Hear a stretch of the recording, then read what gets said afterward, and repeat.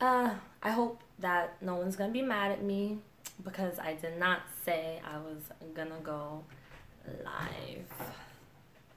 I don't know, it was a random decision. I just was like, ooh, I got an idea, and it went boop. I was just like, oh, I think I'm just gonna go live today. My daughter is watching me. Huh? Yes, I know. So, hey Aaron. I knew that you was gonna be the first one here. Alright, Nevaeh, I'm doing a live, please. I know. Sorry. I knew you was gonna be the first one on here. I was just like, I should bet with President Trump that Aaron's gonna be the first one in here. It's the first time I call him President Trump, you know, Aaron? I didn't vote for him. I don't like him. Just wanted to put that out there. You got a week off of work? That's good. What do you do? What do you do for a living? And for anyone who is watching this and it's already been recorded, just fast forward a little bit because I'm just waiting to see if anyone else pops in. Oh, you're a chef. Wow. Whoever marries you is lucky because let me tell you, I am lazy in the kitchen. Like, I will cook, but it's not necessarily something that I love to do. It's not my hobby. It's more something that I'm just like forced to do because I'm a mom and I just have to make food. I'm a vegetarian now, so I kind of do have to cook. Yeah. That's good. You got a whole week off. So I wrote down what I want to talk about. This is a super random video. Food could be fun. Yeah, after it's already been made, when you don't have to sit there and make it, it's fun because then you get to eat it. But it's not fun when you have to make it. Well, for you, it's fun because you're a chef. You do this for a living, so that's good though. But yeah, so with this video, I have it written down because I know I'll forget. I want to talk about 3 things: trusting yourself, naysayers, and sharing your story. And the reason I want to talk about these 3 things is because these are 3 things that I deal with, and like I said, I did not tell anyone I was gonna do a random live video, but it's okay because it's already it's already pre-recorded. It's gonna be pre-recorded, so for me, I'm just like, whatever. I just had a random feeling I just wanted to record, and I love making videos for you guys. So I had such a busy week, and I feel like I have so many things that I have to do, and I know I say all the time, but ever since I started working from home, I realized it could be really busy, especially in the beginning when you first start a business. It's like, you know, sometimes I have a habit of just over flooding myself because I get a lot of ideas, and then I get excited, and I'm like, I gotta do them. And then I'm just like, all right, I need to take a break. And so it gets a bit overwhelming. Just take a bit of time to trust again. Okay, yeah, so Aaron asks, when you left the church, to take a bit of time to trust again. So yeah, so we'll get into it. I don't want to say that I don't trust because I am gaining trust, but it's definitely like, it's taking a while. It's kind of like dragging a heavy item into your living room and it doesn't fit through the front door. And you gotta kind of push and do a lot. It sounds stupid. I don't know why I came up with that, but that was the first thing I thought of. But that's how it feels for me. It's like, okay, we've almost got her. She almost trusts us. So I am starting to trust the people in this new church I'm at.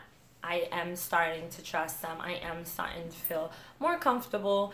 But the way I was before, I don't think I'll ever trust the way I did before. And if I do, which I think I will, but it will take time, I actually do trust my pastor a lot and his wife. And it's not that hard for me to trust sometimes. So I think that's another thing. Like, I feel like I really go with my senses and I really go with what I feel inside.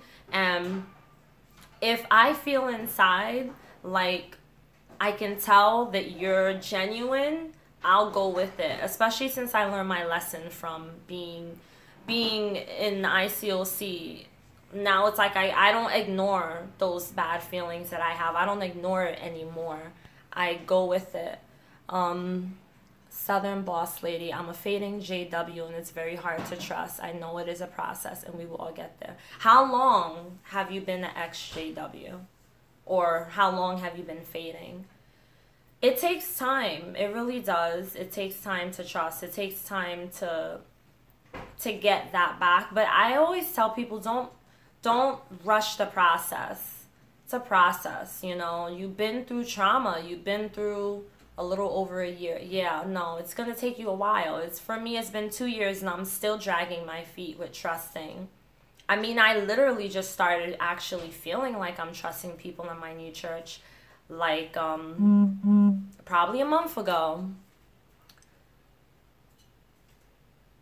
I did not set boundaries with this church, Aaron, only because I feel like they kind of know it a little bit. I think my husband had said a little bit to the pastor when he first started going, and I think he even gave him my YouTube channel, and I was just like, crap, that's so embarrassing. Why did you do that? I don't want them to watch the videos and be like, ugh, you know? I did not set boundaries, but I did say some things that I think, you know, with common sense, they were like, okay, we're going to take it easy with her. During my community group, which in the ICOC, that's similar to having Bible talk. So we have these community groups, and we meet every Saturday. It's only for like a few months. And I did share things that I deal with, and like they don't hug, so I'm happy. I mean, they do hug, but they don't hug you as soon as you come in. They usually just say hi. And so it was easy with this new church, which is also how I knew that this new church may be the one. You know, not necessarily that you have to have the one church, but I felt like this might be the only one for me that I could ever be comfortable in. Because they automatically respect boundaries. They don't do any love bombing, and they don't ignore you. They have a perfect balance. So for me, it was easy. And I did share some of my story with them of what I went through in the ICOC. And so I think based on that, they also know, like, okay, Tina went through some stuff, so we're going to take it easy. But I also learned that some of the people in this new church that I'm a part of also went through some church hurt. Like, they were a part of not what they would call a cult, but they were a part of really strict churches. Wow. That's a very long time to be a Jehovah's Witness, boss lady. That's a very long freaking time. Since you were 6 years old? Crap. And that has to be difficult, because all the things I've been learning about Jehovah's Witnesses is, it's a lot. Like, Jehovah's Witness, I don't know how, if I would even be able to be a Jehovah's Witness. I mean, of course, if you're born into, or if you're little, that you can't really control what religion you are. But that would be difficult for me to leave too, because then you have to risk being disfellowshipped by your family. I couldn't imagine my mom ever disfellowshipping me. But you guys can ask questions or talk as I go along. I'll keep reading what you write. Trusting yourself is what I want to talk about first, though.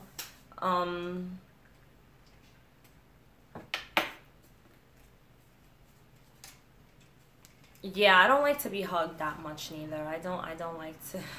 Now I don't mind it because I'm cool with them, but I don't. It is uncomfortable, and you do get triggers. So trusting yourself, aside from not knowing how to trust other people, you kind of have to learn how to trust yourself when you leave Jehovah's Witness, when you leave Mormonism, when you leave ICOC. The first thing you have to do is learn to trust yourself, and that is something that I had a big struggle with.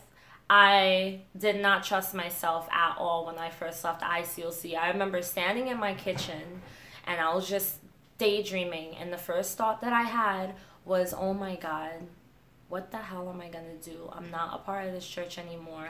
Who's gonna call me to make sure I did my quiet time? Who's gonna be my accountability partner? I didn't even want an accountability partner, but I got so used to it. I got so used to someone always hovering over me that when I left, I freaked out. I was like, wow, I didn't think about the fact that when I leave, I'm gonna actually have to live this life on my own and on my own terms and follow myself and do my own thing. And even though it's so easy for some Christians to say, oh, just follow the Bible and read the scripture is going to help you. Yeah, but what about people like me who it's not so easy, that we're traumatized from the Bible, or we don't read the Bible the same way that we used to. We don't interpret the same way that we used to. It's not so easy. I do feel the same way. I doubt myself most of the times. This is Alejandro. Also, when I left, I felt lonely, especially since all my so-called friends were not there anymore. I did feel very lonely too, and that's also a part of trusting yourself. You have to trust that you can not only learn how to adapt outside of your church or your cult, whatever you want to call it, but you also have to learn to trust that you will be able to make genuine friendships and you will be able to move on without the friends that you had. Because for me, that was the scary thing. The fact that I didn't have these people to go to anymore scared me, and I had to learn to trust that I could get through this without having someone hold my hand. It comes with so much when you leave, trusting yourself. I can say right now, after 2 years of leaving the ICOC, I do trust myself. Every now and then I get a little nervous and I second guess myself, and I might sit there and be like, wait a minute, Tina, do you know what you're doing? Are you doing the right thing? Especially when it comes to YouTube. I'm just like, the more people that start subscribing, every time I get that notification that says I got a new subscriber, I get really excited. And then I also get a little bit nervous sometimes, because then I'm like, crap, people are going to watch my videos, and I don't want people to completely neglect what they feel just because I share my opinion so much. Because this channel is a little different from other religious channels, whereas I never open the Bible. I never talk about the Bible. And I have had people ask me, why don't you ever use scripture to back it up? Because the whole point is that as an ex-cult member or someone who's been hurt spiritually, the Bible is the last thing you want to use. It's the last thing you want to look at. And basically, I think I break just about all of the rules and the laws of religion when it comes to this channel. Because sometimes I might say things that some people who are still religious are completely against. I express my opinion a lot, and I know in Christianity you're supposed to follow the Bible, not your feelings. And at least this is what I was taught. You're not supposed to just go with your feelings, not lean on your own understanding. And I get that, I get that.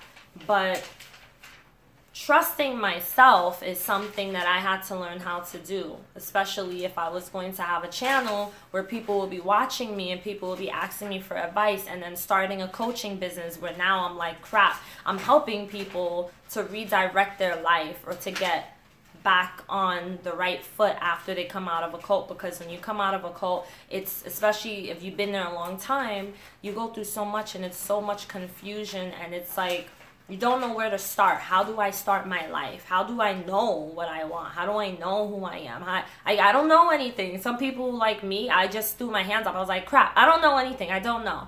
And that's why I started my spiritual recovery coaching program, is so that I can help people. And anything I tell people, anything I do is things that I've done for myself. Yep, it's me. It's things that I've done for myself. It's nothing, sorry, I'm squinting. I think I need new contacts. Yeah, I'm just reading the comments because I don't want to seem like I'm ignoring you guys. I love you guys. But everything that I teach people, everything I talk to people about, is things that I have done for myself and things that I continue to do on how I'm able to recover and heal. And this is why I had decided to start a coaching business, and this is why I decided, I want to do my own thing. I want to help people. I want to help people to to leave that mindset and to learn how to trust themselves and learn how to love themselves and learn how to go after the things they want to go after, and to you're just basically unshedding all the lies that you learned and was taught wherever you attended. That's all you're learning to do, and I'm just here to help people do that. How long it took you to deprogram yourself from all the crap? I would say it took me about 1.5 years. Almost like, honestly, that's kind of a difficult question because, well, no, okay, no, I'm sorry. I'm thinking of your question wrong. Hey, Cliff. Deprogram myself.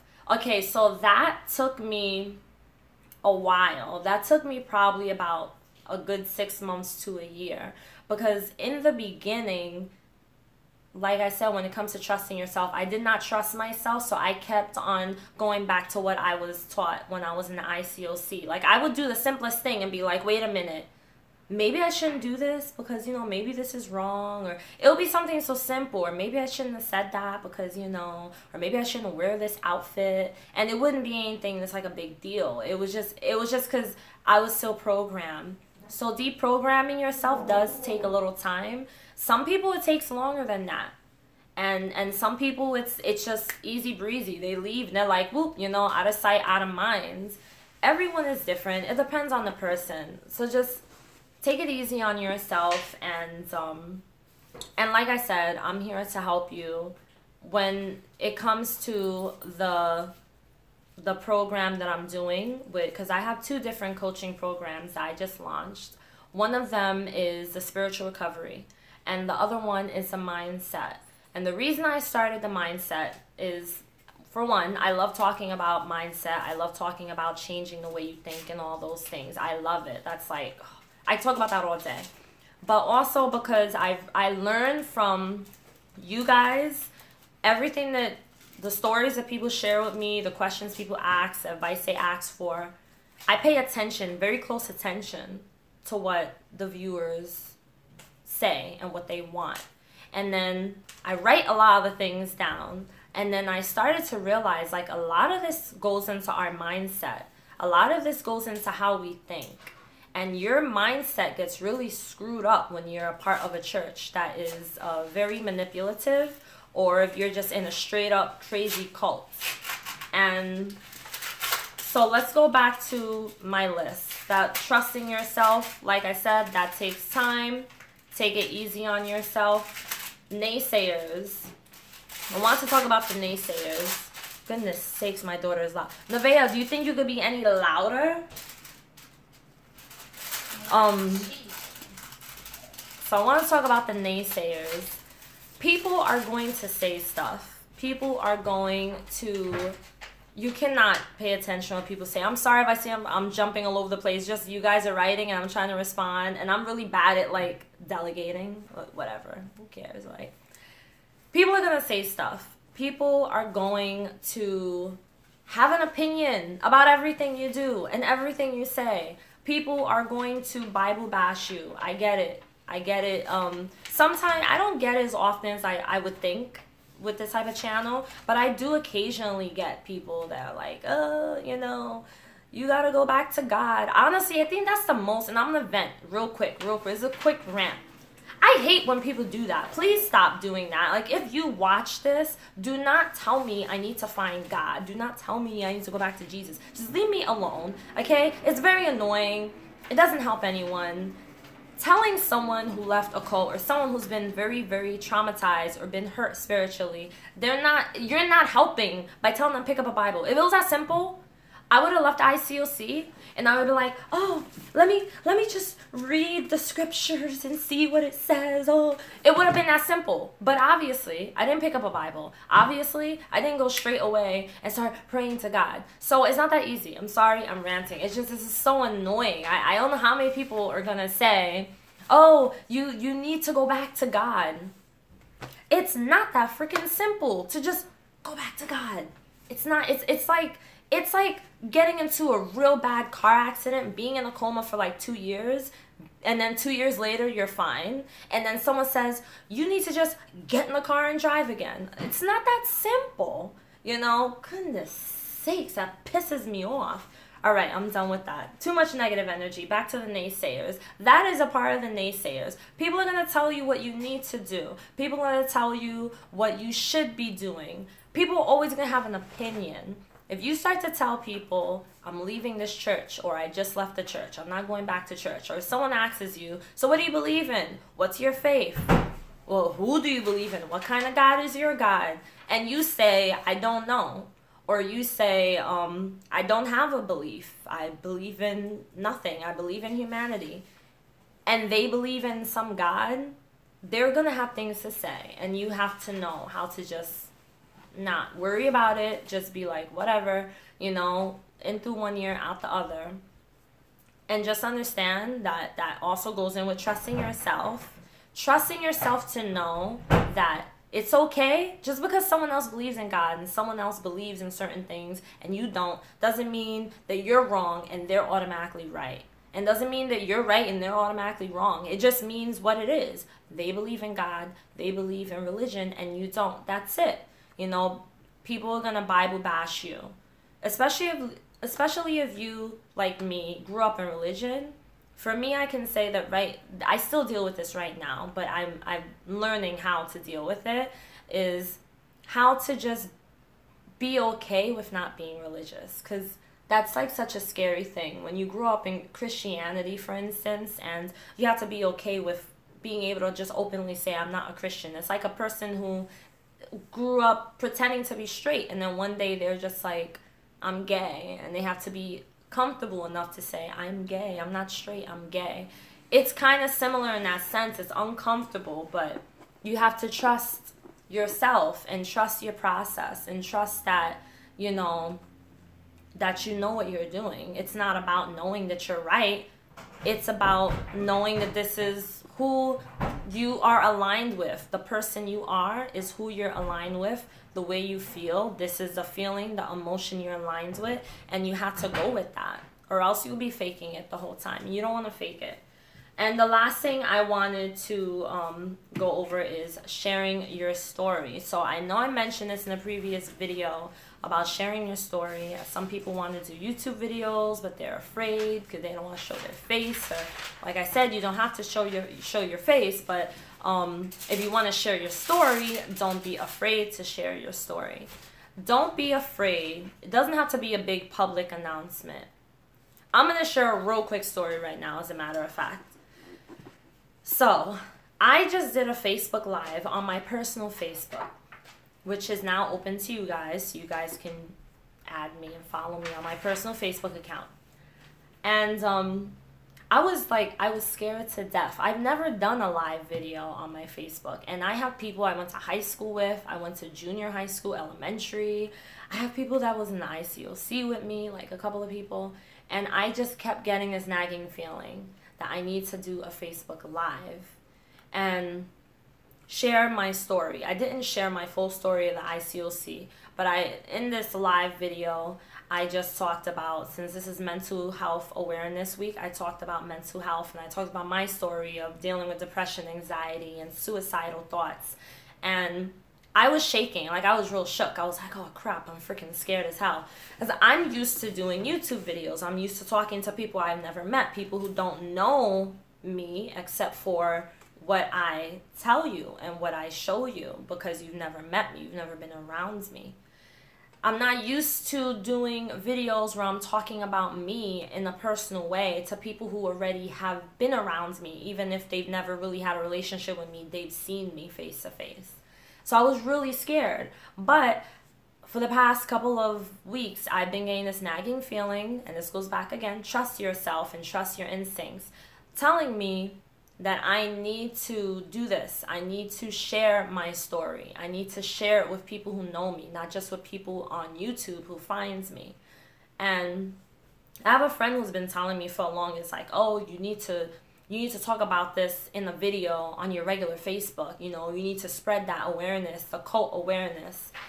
And I've just been so freaking scared. Oh my God, my hands were shaking. I was stuttering. It was so embarrassing. I almost turned it off and deleted it. I was just like, I felt so unnatural doing, like right now I feel natural because the way I'm talking to you guys is how I would talk to a person who's face to face with me. I don't change how I act at all. But when I did this live video right before I started this video we have here, I was so scared. And you're right, Cliff, it is a right to be afraid. You know, we're human, and I was definitely, like, I was a punk. But I did it. And the reason I mention that is because that's a part of sharing your story. You have to do the things that you fear the most sometimes, because if you don't, you're going to stay stagnant and you're not going to get ahead. You're going to just kind of be stuck, and you don't want to be stuck. And I don't know why I felt the need to have to share my story, and I don't feel like I'm done. I still want to share more, but I kind of want to bring the people on my Facebook who know me, who don't know about my YouTube channel and don't know about what I do. I kind of want to bring them into that part of my life, because I'm not trying to sound cocky at all, but I can see myself doing interviews and speaking events and all these different type of things. You know, I can see myself putting my face out there and my name out there as like a speaker, activist against cults, and just doing mindset trainings with people. And I mean, because this is the stuff I love, so why not do it, you know? And then I thought about it, and I was just like, you know what, that doesn't make sense, that I don't want to share, and I'm afraid of getting backlash, and I'm afraid of people hating me. It doesn't make sense for me to be afraid of that, but then I'm talking about how I want to write a book, which I'm writing now. I want to put that out there, and how I want to be on, not necessarily on TV, I don't care about fame, but I want to be in interviews, and I want to be like the voice for the people who are part of cults, and I want to help people, and I want to be a coach. Like, it doesn't make sense that I'm hiding myself from people that I'm afraid are going to hate me for being me and for sharing my truth.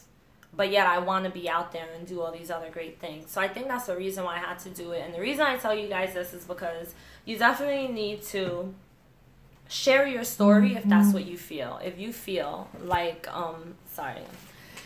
if you feel like you need to share something and you feel like it's set in your heart and in your mind, then you should share it. Yes, Cliff, I freaking love that. That's the next book right there. Voice of the Voiceless. Yes. Now, I know a lot of people are afraid to share their voice, and I don't blame you. It's scary. But I do want to be able to be like that voice of the voiceless, and I want to encourage and, that word encourage remind me of the ICOC. Why did I say that word? Trigger! I want to inspire people to do the same thing and to go out there and to share whatever way that means to you. That's what you do.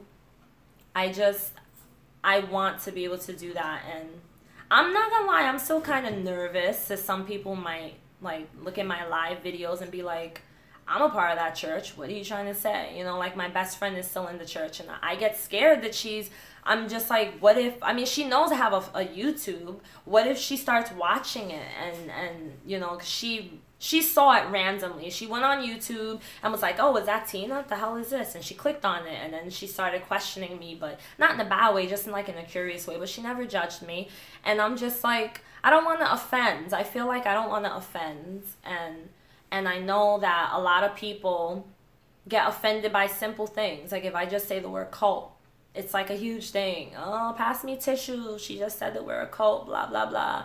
You know, and it's not that I'm trying to be insensitive. It's just, like I said, like, this is my truth. And there's so many people out there that have been hurt and that are hurt right now, and it's not fair. Like, why you just dust it over and be like, oh, no, it's not a cult. It's just, you just need to dust it off a little. No, it's a freaking cult. It's not a normal thing, you know. People, it's easy to just sweep it under the rug and be like, oh, no, that's nothing. It's just, that could be fixed. No, it can't be fixed, and it needs to be spoken about, and it needs to be told, and you need to share your truth.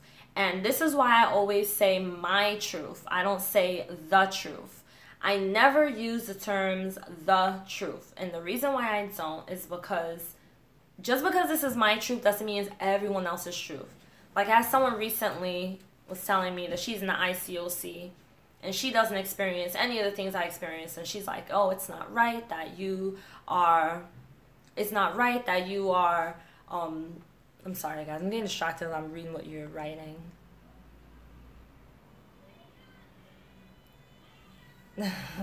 Clifford, you're hilarious. He always makes me laugh, even when he's not trying to be funny, he's funny. Damn, what the hell was I saying? Oh yeah, I'm sorry. So, I don't like to say the truth, because like this person, she commented and was like, she's in the ICOC and she doesn't experience these things and blah blah blah, and that's cool, but that does not mean that it doesn't happen. That doesn't mean other people don't experience it, you know. So I think if you are going to share your story, it's just a suggestion, you don't have to follow, it's just a tip.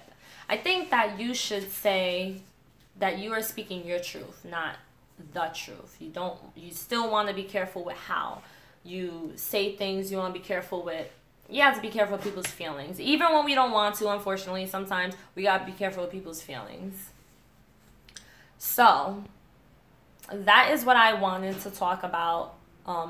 Super random thing that I had on my mind, and now I'm just going to read whatever you guys say, because the point of these lives, obviously, is because I want you guys to be able to be free to chime in whenever you want.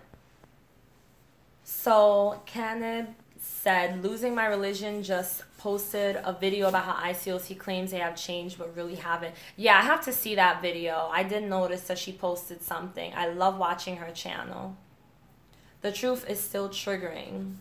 Yeah, the truth is triggering. You're right, actually. I didn't even think about that. It is. Especially if you're a Jehovah's Witness, they refer to everything as the truth. That can be a trigger for some people. You got to be true to yourself, or you will never get past or get better. You definitely have to be true to yourself. You have to be authentic. It's very important, because people can see right through you if you're not. Just scrolling through. I'm sorry, this video, I feel like it's like all over the place, but it's all good. Bring down the cult, especially at the university I went to. Yeah, you know, sometimes I do think about that too. Like, I've had people ask me, what are you doing? Are you trying to get rid of the ICOC? Are you trying to bring us down? Blah, blah, blah. And I'm like, no, I'm not trying to do that. But if it happens, then, you know, it happens, you know. But that's not my goal. My only goal and concern is to help people who went through what I went through, or even went through worse. Not just in the ICOC, but other religions and other churches, like Jehovah's Witness. Oh my God. No, Jehovah's Witness definitely needs to be taken down, because I'm about to say something that probably doesn't sound very nice, but that religion is insane. That religion is crazy. Those people are crazy. I mean, God forgive me. There's some people here who, listen, if you are a Jehovah's Witness and you watch this after I've already uploaded this onto YouTube, you're not crazy. I'm sorry. Sometimes my filter, it just messes up a little bit, and I don't filter everything. It just goes shoom, you know, I just diarrhea out my mouth, like that. But no, I'm sorry. You're not crazy. I just mean, like, the whole thinking is crazy. But the people who think that they're right, it's like, okay, let me just shut up. I might offend some people. Yeah, exactly. Respecting other people, exactly. And of course, no one wants to call me all day. As soon as I start a live video, everybody want to ring me up. A platform like this 10 years ago. Yeah, that would have been cool. But it's good because, you know what? It's nice. It's nice that we have technology. It makes it so much easier for you to have a platform. It makes it so much easier for you to share things and to be creative and stuff like that, you know. So it's nice to have it, and it's never too late. So if you want a platform to do your own video, then I highly suggest it. Maybe you make your own YouTube channel. You never know. We always need to hear other people's stories, you know, not just me. I will subscribe to you guys. Just reading your comments, because I clearly have nothing else to say. I love talking to you guys. You guys are fun to talk to. Yeah, I don't know anything about politicians. I'm not into politics at all. Yeah, it is okay to be unfiltered sometimes. Is okay. Sometimes you kind of need a little unfiltering just because, like I said before, people tend to sweep a lot of things under the rug too much, you know, and you don't want to fake the funk. Well, if you don't have time to make YouTube, you know, you don't have to upload twice or once a week. You can upload every now and then. You can upload once a month, you know. It doesn't have to be long videos. Mine's always end up being long because I just always have a lot to say. I talk a lot. Aaron said, guilty when you was there over different things going there and when you left when I'm sorry, Aaron, I have no idea what you're saying. Everyone, they keep saying you belong. Okay, I think... Okay, so Aaron, you're saying that they said you belong to the devil? That sounds terrible. What type of freaking ICOC was you a part of? You belong to the devil. That's really messed up. That's not nice. I never had no one tell me I belong to the devil, but they did tell me that I was not a part of God's kingdom. So I guess if you think about it, the opposite of that is belonging to the devil. I guess, whatever. I'll meet you there. All they would say is respect our leaders. Yes, and pray for them. Yes. I was sure I'll come in the past and you the opposite.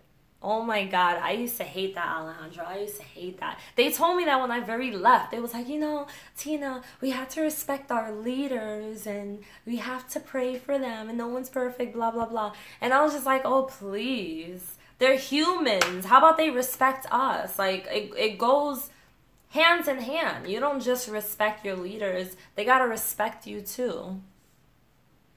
Oh, Aaron, they told you that the devil got you. They told me that too. That's bullcrap. They told me that too. That's not true at all. That's so ridiculous. That actually stuck with me. They told me that the devil had a foothold on me or something like that. That's what they said to me. And I was just like, that's really messed up. Like, why would you say that? That's a really messed up thing to say. I was allowing Satan into my heart and how, oh my God, Alejandro, we had the same discipling partners. And how he hardened my heart and was becoming like Pharaoh. Oh, that is insane. Alejandro, they said that to me also. My heart was hardened. I was thinking in my own head, see you in hell. Almost went to drinking over that. Yeah, no, that would definitely... Well, Aaron, I'm happy that you've been doing really well with your recovering and not drinking. Because they could definitely drive you to drink for sure. But they said the same freaking thing to me. I remember when, and by the way, guys, at this point, we're just basically having conversation. This isn't like planned or anything. But I remember when I did what was I a part of? I was a part of TR, which is Total Recovery. It's like CR, but it's TR, Total Recovery. And I decided I didn't want to be a part of it anymore. I was like, that's it. I don't want to be a part of it. And they were like, oh, that's just the devil. There's one woman sitting to the left of me. She was just like, I feel the devil, the presence of Satan is in this room. We must pray. And I was just like, what the hell is she talking? She was acting crazy. I was like, are you okay? Maybe the devil got you. He don't got me, he got you. Because you're the only one acting really weird. Because all I said was I don't want to be a part of TR anymore because it was taking so much time. I mean, damn, I want free time for me. And everyone just started praying for me. And they was like, let's hold hands, sister. And they just started praying. I was just like, oh boy, these people are freaking nuts. They always say that. If you don't want to do anything they want to do, all of a sudden it's the devil.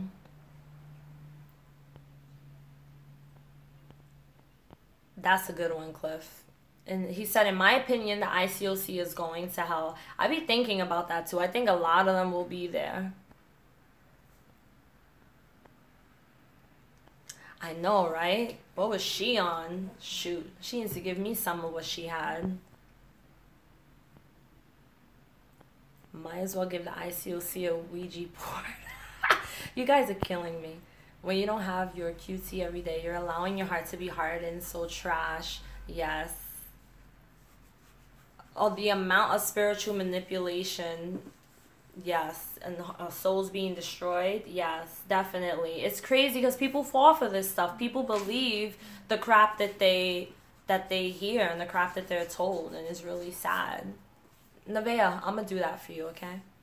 They fall for it, and it's sad because it's like you hear it so much that you believe it, and it scares you. They used to tell me all the time my heart was hardened, and it wasn't. I was like, what else can I do? I'm doing everything you guys are telling me I need to do, even though I really didn't need to do everything they was telling me.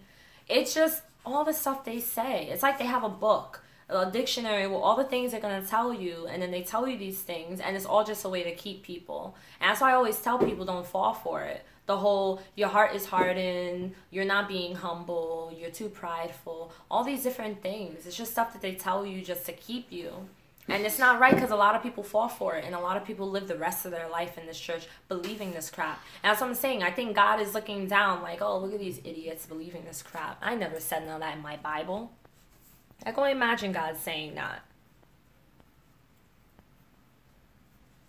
Clifford said he rarely had quiet time. I used to lie and say I had it when I didn't have my quiet time. I used to lie. Okay, Alejandro said, I was in a couple of studies where they would literally make people cry in front of me until I decided to give up trying to save souls. Damn. That's terrible. I hate that I was a sucker for it when I was international cults of control. We were all suckers for it, so don't be hard on yourself. I mean, it's like you live and you learn. You go through a horrible experience, and then you basically learn from it. Oh, wow, you was a part of the music ministry? I enjoyed being part of the ministry. Meanwhile, they were tearing me down, not even trying to build me back up. I was once in a study where it turns into an argument. Damn. That's messed up. You was in the music ministry, and they would put you down. You guys would go through a lot, though, like to set up and all that stuff. Clifford, so the argument, was it you that was arguing? I can imagine it being you. See, this is why I really like Clifford a lot, because he doesn't hold back. You know, he's a cool person. I spoke to him before.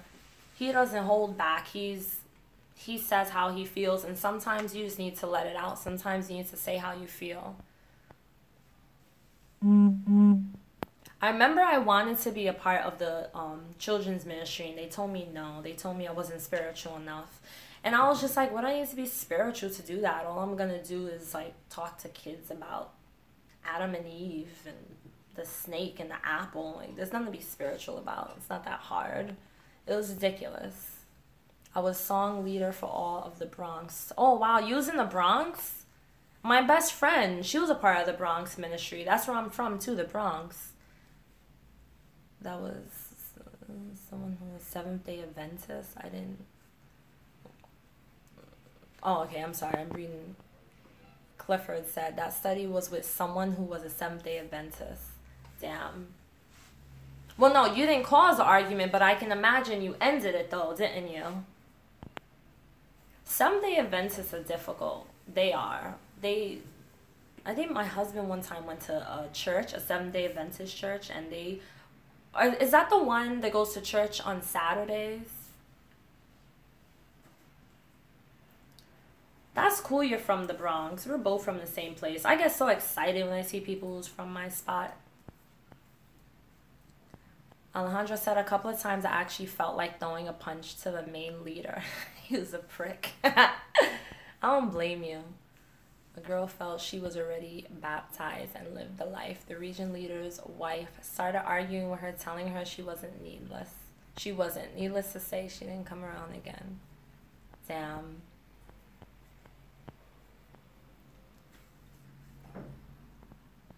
I love that you guys are talking, because this is exactly what I want. I don't want to be the only one always talking. I want you guys to be able to share your stories and to just like converse and stuff like that, and you know, to talk to me back and forth, because I think that it's important. I don't feel like many YouTubers do this. I feel like it doesn't matter if you're a big YouTuber or a small YouTuber. I feel like YouTubers all should, and I get it, if you're a big YouTuber, you have a whole lot more people, but I just feel like it's important that you have a platform for people who watch you, and, you know, hey Miko, and for people who support your channel, you know, I feel like it's important that, to me, you guys, I really care to hear what you guys have to say, and I like talking to you guys. Well, Canib, you know, I mean, that was your thinking at the time. You felt like you were doing the right thing, so that's understandable. A lot of people thought they was. I thought I was doing the right thing by inviting my friends who didn't end up joining, but they almost did. And I felt bad about it afterwards when I thought about it after I left. I was like, damn, you know, even though she didn't join, I felt bad because the stuff they was telling her, they was so quick to like be like, oh, you gotta study, you gotta leave your boyfriend, you gotta move out from his house, you gotta stop smoking cigarettes. And it was just like, it was like they were trying to conform her so quickly, and I was sitting there like, yeah, they're right, you gotta listen to them. And I felt bad about that, because I was just like, well, what if she actually did join? What if she did conform? Then I would feel guilty. But I always tell people, like, don't feel bad about that, because that was your thinking at the time. That was the best way that you could have been for the person you were at that moment. But now you're a different person and you think differently, so you don't have to, you know, feel so bad. It's just like everything else. It's just a lesson learned. I just take it with a grain of salt. Nobody put that away. I'm gonna do it. Put it away. No, I could do it. Alejandro said, Canib, I remember being told to stop talking to certain people who were not interesting anymore on studying the Bible, because I should focus on people who are open to truth. Wow. Alejandro, you were in a really, really messed up church. This is heavy. It is really heavy, isn't it? This whole channel is heavy. What I think, no TV policy. Who had a no TV policy?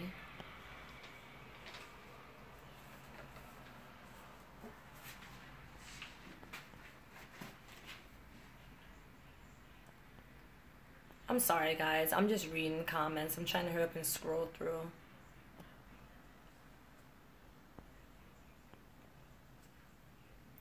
Bring in sharp people. You guys are really making me laugh. See, that's the other thing with this channel. Like how the other person said, like, this whole conversation is heavy.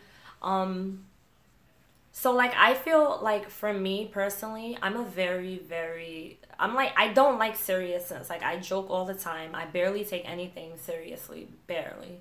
And so this is, like, the most serious I could be when it comes to making videos and stuff. And I feel like the best way to kind of lighten it up is just by laughing at it and making jokes about it and just, like, being like, oh, I remember that. You know, like, that's the best way to be. And I feel like that's how you have to be in life after you leave a cult. You have to really know how to just lighten up your mood and just be like, oh, I remember when I was in that crazy freaking church and I used to be like one of those crazy robots. You just have to learn how to lighten it up. I think that's the best way to not take everything so seriously.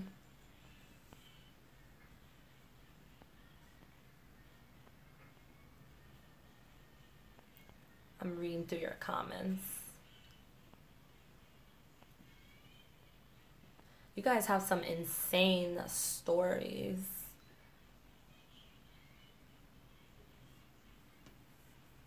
That is crazy. You guys have some really insane stories. Like, not insane like it's bad, but I mean insane like you guys really went through some stuff that's, you know, like stuff that people told you. Like, I never heard that. I know I was told I should not stop watching TV, but I should really not watch certain things. Like, I love Bad Girls Club. I was told not to watch that. I was told not to watch MTV, not to watch BET, not to watch VH1, because it has reality shows, and I love reality shows. And I felt guilty for a minute for continuing to watch it, even though I was told not to watch it. But I was just like, I'm going to do what I want, so whatever.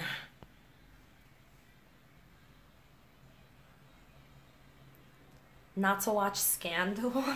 This one woman was told in my women's meetings, she was told not to watch, damn, what was the name of that show? 100 Ways to Kill Someone or something like that. I can't remember, but she actually fell for it. She fell for everything. Like, you could tell her anything. And she's like, oh. She was one of those low-speaking women who were just like, I think we should pray. I think we should all pray about it. Like, it was just so annoying. I was just like, it's a show. It's okay. Watch it. Enjoy your life. Sip on some wine. Kick back. Take off your shoes. Just relax. It's okay. It's just a show. It's just TV. They're acting. It's not even real. 100 Ways to Die. Yes. I wait. Yeah, no, I think that's what it was. It was 100 Ways to Die. So if I not stop, I cannot go there. That was me. I stopped drugs, drink, but well, Aaron, smoke what? Like cigarettes or the good stuff? I know they do not believe in smoking cigarettes at all. They don't believe in any of that stuff.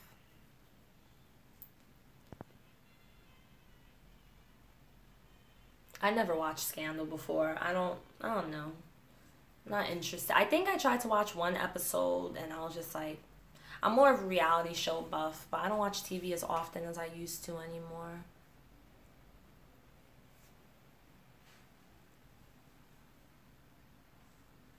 What would you smoke though? You smoke cigarettes? No, Cliff, it wasn't. It was. I don't think it was like an actual show. It wasn't like a. It wasn't 1,000 Ways to Die. It was like a. It was a show with actors. It wasn't like a. It wasn't like a documentary series type of thing. Oh, smoke cigarettes. That's funny. Yeah, you know what? I didn't know anyone in my ICOC who ever smoked cigarettes. I didn't know anyone who ever smoked cigarettes. Because I think as they all quit by the time they got baptized. I know, like, some people, they were going to TR, which is like I said before, CR, basically, to stop smoking cigarettes, which I thought was really, really weird. Oh, wow. So you smoke. Well, you should stop, though, you know, because lung cancer and all that. I know you've heard it before, but that's a very dangerous... Switch to the good stuff. You don't gotta smoke cigarettes, smoke the other stuff. But you can hear it from me. Oh, yeah. I used to like to drink.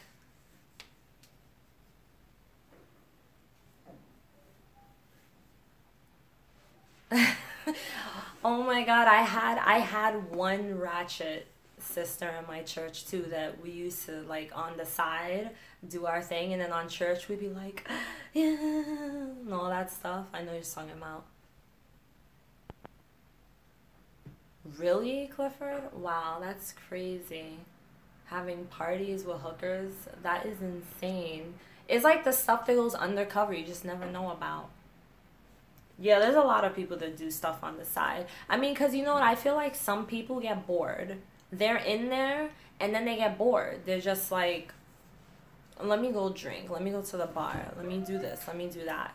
But then there's people that's like straight as an arrow, and they completely stick to the plan. They're like, nope, I'm baptized. I'm a disciple. I'm going to spend every day and night in the church. And I'm going to forget all about the real world, and I'm just going to do what they tell me. And then there's other people that are just like sneak off to the side and do their thing every now and then. Yeah, he does it every day. Oh my God. I can only imagine. I don't think Snoop is ever sober. I think he's one of those people that smokes like all day long. Like, I don't think that man is ever sober, honestly.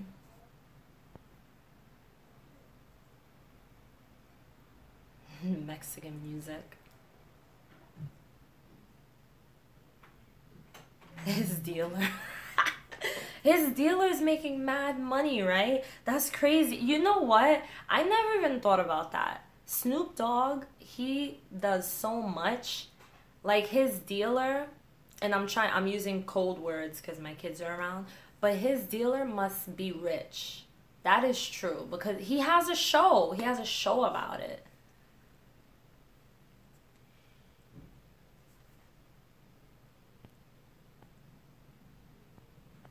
Oh wow, Clifford, really? You still did? Hmm. That's that's kind of cool that you admit to that though, because most people won't admit to certain things. I'm glad you guys are enjoying conversing and you don't feel like this has to be a structured video, that it could just be a random video. I just feel bad for the people that are gonna click on this and be like, damn, when does this video end? When they decide to watch it after it's already been uploaded. I'm finally starting to recover, but it's been hard for me to regain solid faith. Um, Faith in what? Like faith in God, or faith in like the Bible, faith in Christianity? What exactly are you finding it hard to find faith in? I know someone can, but I know someone who was in that group too. I know someone who was in it. I know two guys who were in it. I didn't even know they had one until he told me that he was in it. I was like, really? Aaron said, I love this. Can you do this more? I could definitely do this more for you guys. Whenever you guys want to do live videos, because that's why I feel like just having regular conversation, it doesn't have to be structured, and it makes it more exciting and more fun. And then also, you guys want to talk and you want to say what you have to say. This is the best way for us to all just have conversation and be super random and not have to feel limited, you know? Because I'm having fun myself. This is the most conversation I've had all day. You went to recovery group because you had lust? That's crazy. Especially if you're single, it's hard not to have that. It's like, it's normal for you to have attraction to people. You're gonna be attracted, especially if you're single. It's like, unless you walk around and close your eyes and just, you're like this, or you're blind, you have some blinders on, there's no way. There's no way you're not gonna have any kind of lust. I mean, you're gonna be attracted at least, you know? Clifford is killing me. He said someone tried to bring me to a Sexaholic Anonymous meeting. You're joking, right? They have those? Oh my God. Aaron, you're right. It does. It does help conversations like this. If that's what you're referring to, I agree with you. Confess and hit milestones. Wow, that is crazy. Miko said faith in God, that he is good. When I left feeling like God was no longer good. Yeah, I could relate to that emotion because for me, when I left, I had a hard time believing that God cared. Like, I had a hard time believing God wanted me around, that God even like found me relevant anymore. It was like, because I left, I'm suddenly irrelevant. And that's in your mind. Not in your mind, not saying it's in your mind like, oh, just blow it off, it's in your head. Not in that way, but I mean, it's false, you know, it's not true, it's a lie. Unless you're atheist and you just don't believe in God, then yeah, you're gonna say God doesn't care. But as you guys know, I'm not an atheist. I do definitely strongly believe in God. And I don't believe any of this, in my opinion, is God's plan. I don't believe that this kind of structured religion and the way ICOC and Jehovah's Witnesses does things, I don't believe it all is God's plan. And having faith in God, again, is something that takes time. That's going to take time for you. You're going to have to just find a way to process through your emotions. Don't ignore it. And you're just going to have to really find a way to, like, what steps you're going to take next. Like, for me, my next step was going back to church, but it wasn't an intentional step. I just happened to go, and I just happened to like it, but it took me time. You know, I still don't read the Bible. I still don't feel comfortable with it. I don't really believe in a lot of it, but my first step was going to church. And so by me doing that and me kind of getting to know other people in this new church and trusting the pastor and listening to what he's saying, it helps me to believe maybe I am relevant, maybe I am enough. And maybe for you it has to be the same, like not necessarily that you got to go to church, but that you just have to allow yourself to process through it, especially if it's been only a short amount of time since you've left. You just have to really process through your emotions and take your time. That's the best way that you could get through it, because that's what I had to do. And feeling like what you said, you have a hard time feeling like God is good. I think that's because of the Bible. And because if you were in the ICOC, most of the scriptures they tell you are real negative things about God. It sounds like he's like Hitler. Like, who wants to worship a God who is this horrible person and does all these things? And that's why I made that other video not too long ago where I was talking about how I don't feel that that is how God thinks. I don't believe that that is God at all. I don't believe that God is like this crazy person who's like, you didn't do this, you didn't do that, that's it, you go to hell, goodbye. I just don't. I don't see a point in that, you know, and I don't know if I'm right. I could be wrong, because I wasn't here when the Bible was made. I wasn't here when God or Jesus was here, any of that. So I really don't know. Bye, love you. Bye. My husband just left and go to work. He works overnight. But yeah, I think it's the best thing I could tell you is take your time and process through your emotions, and don't be hard on yourself. Just really love yourself. And love yourself hard. I'm scrolling through your comments. I wish I had like a little remote I could just scroll through like that.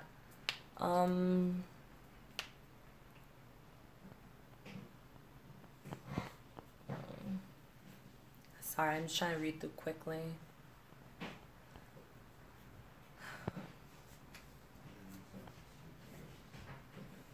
I was also told that God will turn his back on you. That God has left you and now you're alone and the devil owns you. Oh my God. I was told that too. I was told that God left me because I turned my back too many times, that it was all over for me. I was told the same thing, Aaron. Clifford, I was in the purity group also. He said I hated it and I stopped going. I was in the purity group too.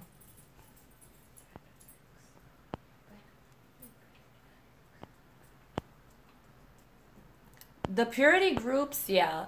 I was in a women's purity group, and I was in it for a little while, for a couple of months, and my discipling partner, who told me a lot of messed up stuff when I left, she was the leader of the group. Go figure, she had to be the leader. And I actually liked it. I thought it was helping. I didn't really want to be a part of it. She kind of like really had a way of, I don't want to say force, because no one can really force you, but she had a real way of like pushing you to do certain things, and that's what she did, you know, like, oh, you should come, okay, so you're gonna come, okay, great, you're gonna come. It was like that. Like, I always felt bad to decline, because she was so, you know, she'll be good at network marketing, she'll be perfect at sales, because that's just how she was. And I was in the purity group, and I thought it was helping, and it kind of was in a way, I guess, for that time, for who I was in that moment, but I kind of lost I could say I think I lost myself even more when I was in my purity group, because I started to feel more like I was just becoming more of a robot, you know. The whole point of me being in the purity group was basically because I was having issues in my marriage, and I mean, who doesn't, you know? And I was just dealing with a lot of things from my past, like ghosts of my past and stuff like that. And so she thought that the purity group will help me so that I can get over it, or so that I can kind of become a better woman of God. I don't know, but I really just ended up changing in ways that it wasn't me. Like, I was, you know, she would try to tell me what to watch, and I gotta show you guys a picture. I have to put it up. I'll do it in the next video so I can actually put it on the screen. There's a picture I took, and she told me to take it down. And it's ridiculous because there was nothing wrong at all with that picture. But it was just a way of her trying to change me. She also was the one who told me I should stop watching certain things on TV, like shows and stuff like that. So I wouldn't suggest, if anyone is a part of ICOC, I wouldn't suggest they join any group. Because I would have rather gotten some outside counseling than to be in any group in the ICOC that's supposed to be counseling me. But the problem is that in the ICOC, they don't encourage counseling. At least the ones that I was a part of do not encourage counseling, especially if it's not from a Christian counselor. Because I've been to marriage therapy, and my marriage therapist, he was a prick. I didn't like him, but he wasn't a Christian, and so my husband didn't really like that. He was just like, oh, next time we got to go to one who's a Christian and one who's a part of the ICOC. This was before we left the church. And I was just like, well, for that, we may as well just sit here and do discipling. Like, you know, they're just going to tell us the same things that they always tell us every other time that we're here. I would rather get an outside perspective, but the ICOC doesn't like that. They don't want you to get outside perspectives because they want you to get counseling only there. They want you to get counseling from the disciples who are going to tell you the truth. Ridiculous. You watch Deadpool and they tell you it's jeopardizing your soul. Yeah, you were, without a doubt, you were in a cult. Canib, you're crazy. Oh my god, you guys are so funny. You guys are really entertaining to talk to.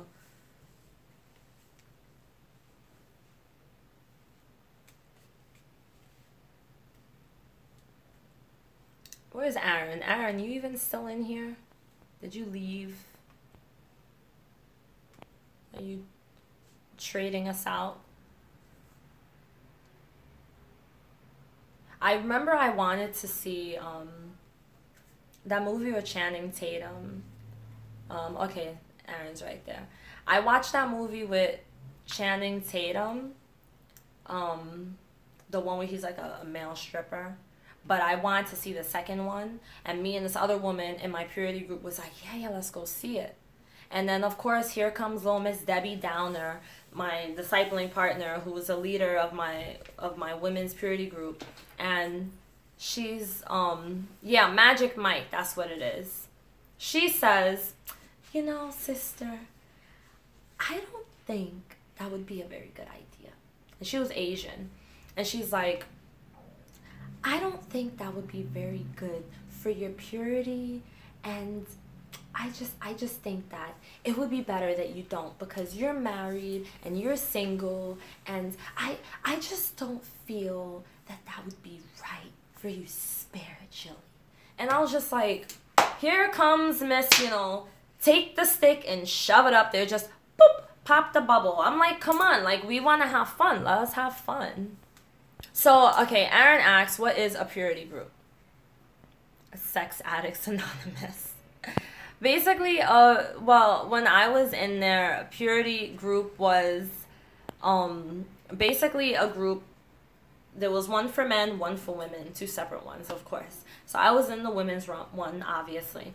And it was just for, like, how he said, Sex Anonymous. So if you're dealing with purity issues, like masturbation or pornography or lust, God forbid you find someone attractive, basically you're in this group. So I was in this group.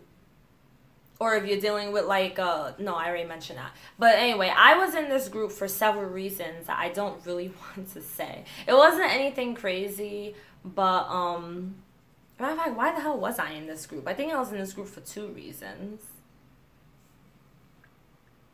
Well, maybe I'll talk about another time, because my youngest one is here, and I don't want to say it around her. But I was in this group for 2 different reasons, and, I didn't really feel like I needed to be in it. I didn't feel it was an issue. It wasn't affecting my relationship, really, in my opinion. But it was like a sin or whatever. And so that's what it is. So the women in my group, one of them, she had issues with, I don't think it's an issue, but she was dealing with bisexual thoughts. And then somebody else was dealing with missing. I don't know what her problem was. This one woman, she used to be my friend, but she ditched me when I left. She was dealing with issues of feeling lonely, and because she was single for such a long time, and she craved having a male companion because she had been divorced for a while. And I didn't feel that was a reason to be in it. I mean, that's normal. It's a normal feeling. Thanks for saying the other day. It's so cool. You're welcome. You're welcome. It's no problem. I love when you guys email me. I love when you guys reach out. And it is really cool to learn about different religions. It definitely is. Because I was shocked as hell when I found out about freaking Jehovah's Witnesses. That was a culture shock to me. I was like, Jehovah's Witnesses? What the hell are you guys smoking? Because I want some. Sign me up. Definitely agree that telling someone to seek advice. Oh my God, why did you have to say that? Seek advice. I hate that term. Is used in controlling. I want to take my hair and like rip it out. I hate that. Oh, sister, you must seek advice, sister. I don't want to seem petty, but it's really annoying. I hate that. Oh, sister. So me and my girlfriend had to stop living together. We're not married. They told me I had to make her move out. Yeah, I knew a couple of people that were told that they had to move out because they were living together, or they had to like end the relationship because the other person didn't want to join the church and they were not married. It's all control. Some of them are pretty but are very high thinking of themselves.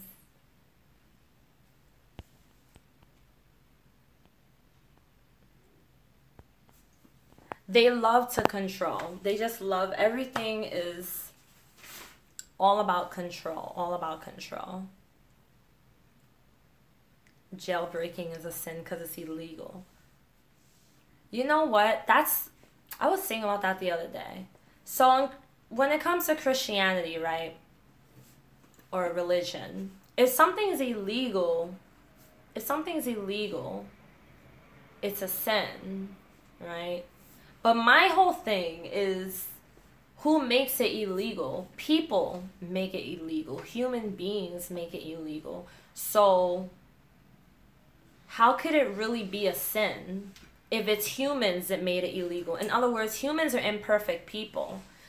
Humans are not perfect. They can make I can just easily, if I was like ruler of the freaking United States of America, I could say, you know what? YouTube in the United States, no longer allowed. Illegal. Now it's illegal to use that. So does that now become a sin? Because right now YouTube is not a sin. I know this sounds silly, but I was thinking about this the other day. YouTube is not a sin. But if I make it illegal, according to Christianity, or some Christians I would assume, especially the ICOC, this would be a sin now, having YouTube, right? But how is that a sin? Isn't sin something that never changes? Isn't sin something that was like there from the beginning of time? These are the inconsistencies I don't understand when it comes to religion. I really think about these things. Obey law of the land, but it also says to decide whether to obey man or God, or something like that. Yeah, that's true. That's a good one. Decide whether to obey man or God.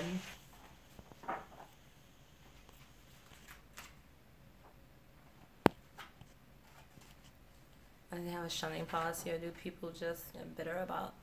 Okay, so Bombosa, you were an ex-Jehovah's Witness, right? I'm trying to remember, you were ex-Jehovah's Witness, right? Well, they don't have a shunning policy. I know with Jehovah's Witnesses, I was told that Jehovah's Witnesses are told ex-JW. Okay.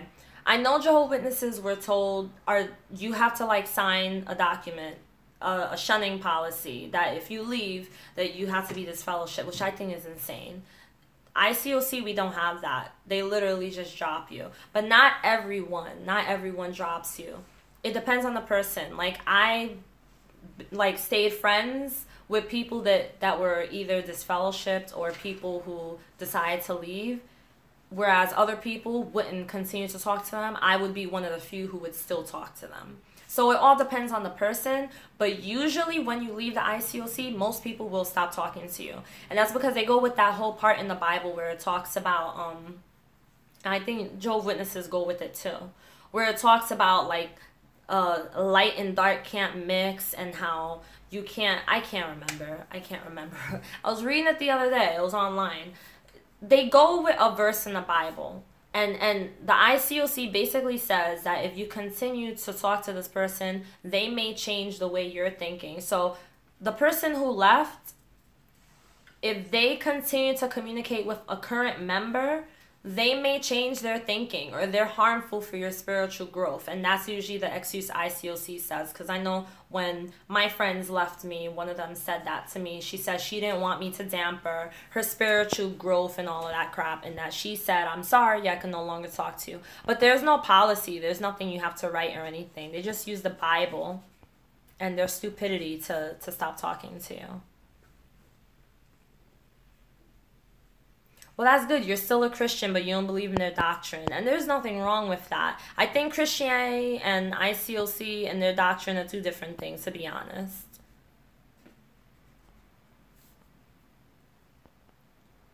Yeah, well, yeah,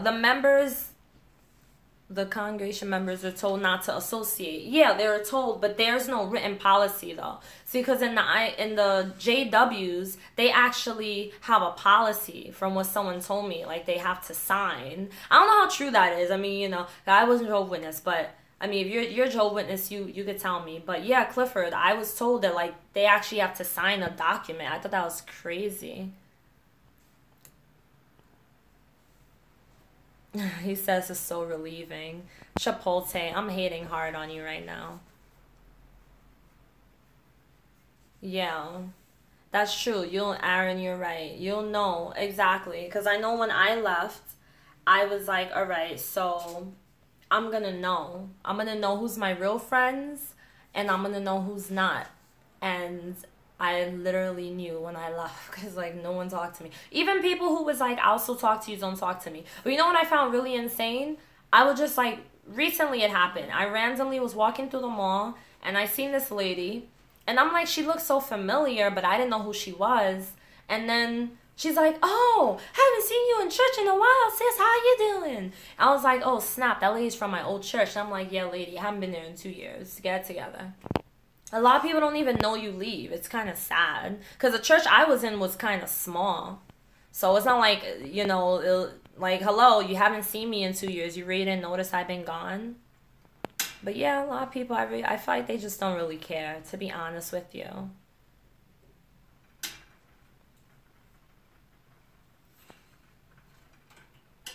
Alejandro, don't study with the Jehovah's Witnesses. Bombosa knows. Tell them, do not study with the Jehovah's Witnesses. Oh, there's no contract to sign? Someone told me that you have to sign a contract. I don't know if she was lying to me or maybe her church, but she told me she actually had to sign it. Or maybe I got it wrong. I don't know, but I thought that you had to sign it though. Sign a paper. I thought that was insane.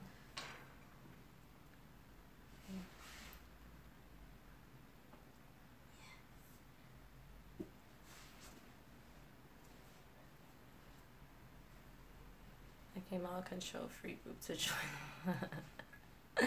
Actually, there's a guy in my church I'm in now, and he's an ex-Jehovah's Witness.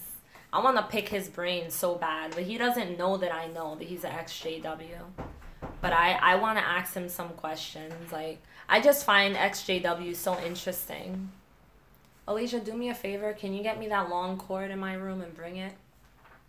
The long brown one. Put it there. Put it there. In my room. You know what? He said I say no.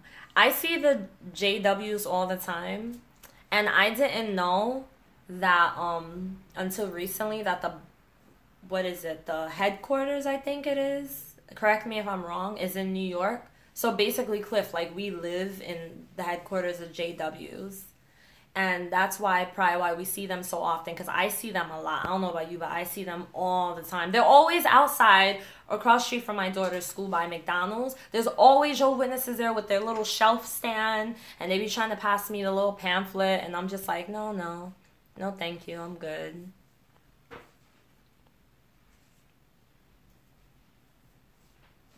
Bumble, so that's really good that you have people that are there for you, because I know at this time when you leave a cult, that's what you need. You really need a lot of support.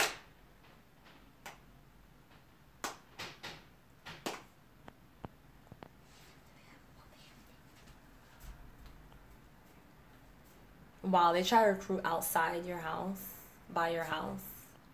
They go hard, those people.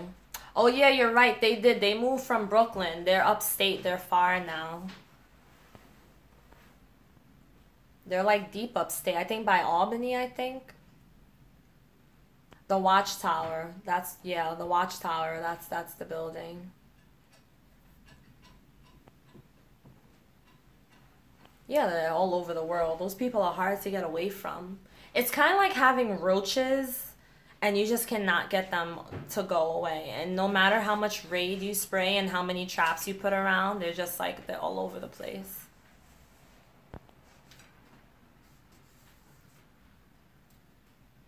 Yeah, I've been watching some videos and they don't talk to people. I can't get it. It's stuck. No, I'm not. I'm talking about the one by where my lamp is.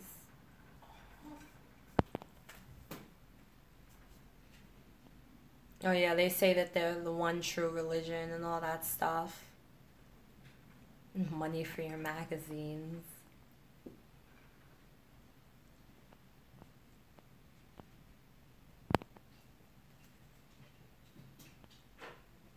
I'm just reading the comments, guys. You got yelled at for not calling someone? I used to always get in trouble for not answering the phone because they used to call me early in the morning. Are you doing a video? And yeah, I'm live. They used to call me early in the morning. I'm sorry, guys. My phone has to put charger in it. You dropped me. And I used to get in trouble for not answering my phone. I used to have the only excuse, like the same excuse. I used to be like, oh no, I'm sorry.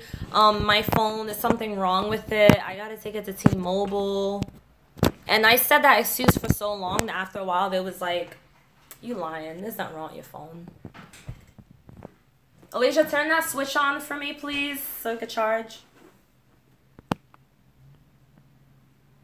They definitely use scriptures out of context in the ICOC also. That's a problem with a lot of these religions. They use all these scriptures out of context. It's crazy. The ICOC are the giant roaches. The water bugs, right?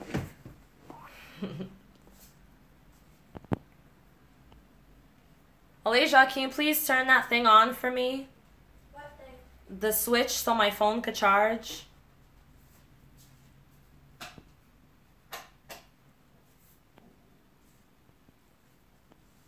It's not charging. Oh, never mind. I got it. Sorry, guys. It's such a fun conversation. You could tell I don't have any adult conversations because, like, I'm on this live chat with you guys. This is all I do. I'm home all the time. Like, I'm always home lately because I'm always doing things, you know, on my computer and, like, on my website and, like, everything like that and the book and I just don't have any outside conversations. So I'm so thankful for you guys for being here and for talking to me and making conversations, stuff like that. You guys are so nice. How did you tell the members you were leaving? I'm dodging phone calls left and right. Good people, but so brainwashed and trained to shun me if they know I'm leaving. Well, you know what? With me, they didn't call me. I was shocked. I didn't get bombarded. But what I did was I spoke to my discipling partner and told her that I decided I was leaving. And then I spoke to like 4 other people who were my closest friends and told them I were leaving. And 2 of them said they was going to continue to talk to me. They was like, whatever, we don't care where you go. Like, you're our friend. Only one of them continues to talk to me, but she mostly kept contact with me on Facebook. All the rest vanished, and I didn't get any phone calls because I think the reason I didn't get a phone call is because I spoke to I spoke to the pastor's wife, and I didn't like her at all. I spoke to her, and she just had this attitude of like, oh, okay, you're leaving? All right, goodbye. We'll pray for you. Like, she literally, like, just cut me off ASAP. She did not care why I was leaving. She didn't care to know anything. It did not matter to her. So, that was basically what I did. But I tell people don't bother dodging, because if they're going to continue to call you, you should answer the phone and tell them the truth. Tell them when they call you, listen, I would really appreciate it if you would respect my privacy and my wishes. And my wishes is that you do not talk to me anymore. I have no interest whatsoever in being a part of your organization. I've decided I'm leaving. You're free to speak to me and communicate with me on a friendship type level, even though you know they probably won't do that anyway. But tell them. But other than that, I don't have any interest in being a part of this church anymore. I'm done. You just have to really be honest. You have to just, you just have to be honest, because honestly, I have this one girl who I talk to who watches the videos, and she was in the ICOC, and she said she had to change her phone number. Like, they were calling her all the time, and I'm like, sometimes you just gotta tell them.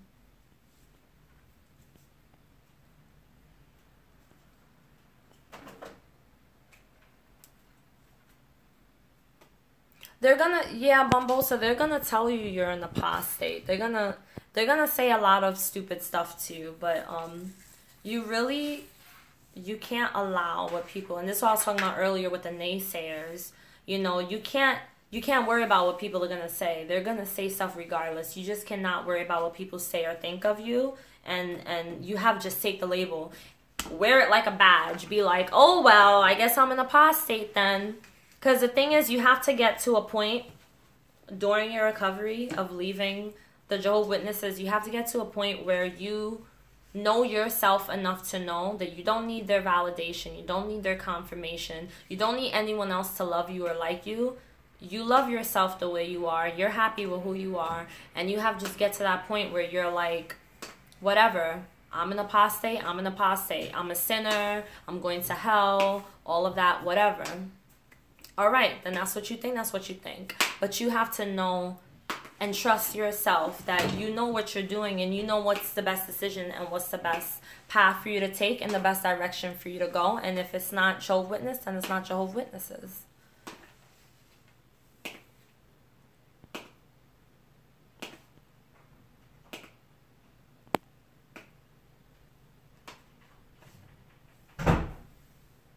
I know, right? They live better than half. Yeah, it's crazy. Pastors make a crap load of money. Most pastors. Not, I don't think every church, and I don't think every pastor or every religion is bad. I think it's the people. I think it's the people that make it that way.